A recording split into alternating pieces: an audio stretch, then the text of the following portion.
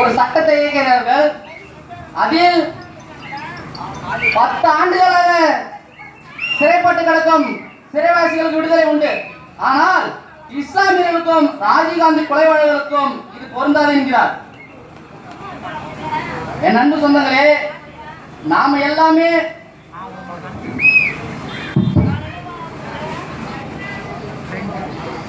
தமிழ் கட்சி இவர் இஸ்லாமிய சொந்தம் என்று பார்க்கவில்லை. என் அருமை தமிழ் சொந்தங்கள் பார்க்கிறது. ஐயா பழனி பாபா அவர்கள், என் அன்பு சொந்தங்களே, இன வெறி கொள்ளுங்கள். நீங்கள் சாதியாக மதங்களாக பிரிந்து இருந்தால் அச்சுறுத்துவார்கள், அடிமைப்படுத்துவார்கள். எனவே அன்பு சொந்தங்களே, நீங்கள் மொழியாக இனமாக ஒன்றிருக்கிறீர்களா? நீங்கள் பாதுகாப்பு வாழ்வீர்கள், வலிமை பெறுவார்கள். ஐயா பழனி பாபா அவர்கள், தீமைக்கு எதிராக அநீதியை எதிராக நீங்கள் போராடுங்கள் என்ற உசிமூட்டார் ஐயா பழனி பாபா அவர்கள்.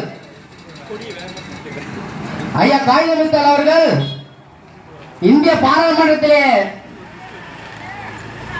இந்திய மொழி இந்தியா இல்ல தமிழா என்று சொல்வது கேட்ட பொழுது ஐயா காகிதமித்த அவர்கள் இந்திய மொழியாக பழமையான மொழியாக தமிழ் தான் இருக்க வேண்டும் என்கிறார்.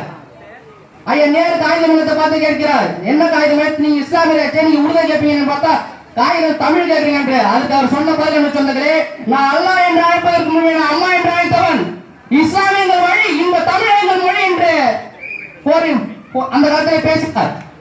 ஒரு வாக்கு வித்தியாசத்தில் இந்திய பாராளுமன்றத்தில் ஹிந்தி தேசிய மொழியாக உருவாக்கப்பட்டது. அப்படிப்பட்ட உணர்வு வந்து வழி பிள்ளைகள் நீங்கள்.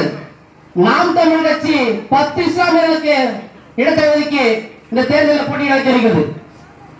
இஸ்லாமியர் பாதுகாப்பு இந்த திமுக அதிமுக சொல்வார்கள். இஸ்லாமிய ஒட்டுமொத்த ஒழிக்க வேண்டும் என்று அதிமுக பிஜேபி கூட்டணி செய்து வந்து கொண்டிருக்கிறது.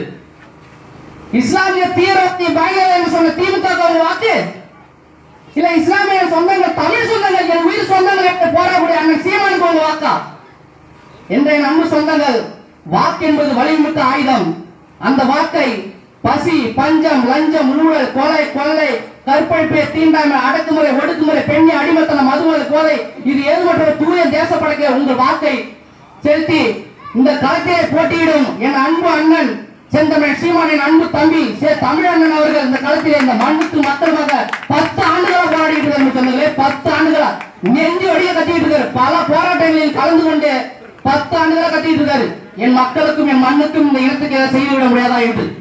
எனவே அன்பு சொந்தங்கள், இனமாக மொழியாக நின்று விவசாய சின்னத்தில் வாக்கு சென்று என் அன்பு அண்ணன் தமிழர்களை சட்டமன்றத்திற்கு உங்களின் குரலாக அனுப்ப வேண்டும் என்று அன்புடன் வேண்டி கேட்டுக்கொள்கிறேன். இலக்கு ஒன்றுதான், இலக்கின் தமிழ்